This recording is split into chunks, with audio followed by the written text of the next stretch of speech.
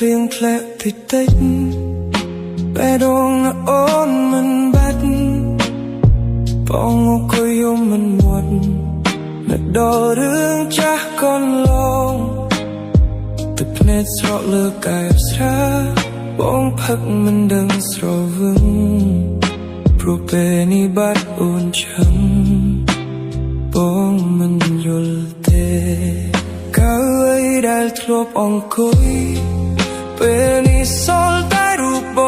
ងរឿងរ៉ាវដែលហួសកន្លងហេតុអ្វីបងនៅតែចងចាំសម្លឹងមើលក្រៅបងអួយទឹកភ្លៀងស្រក់ក្បែរ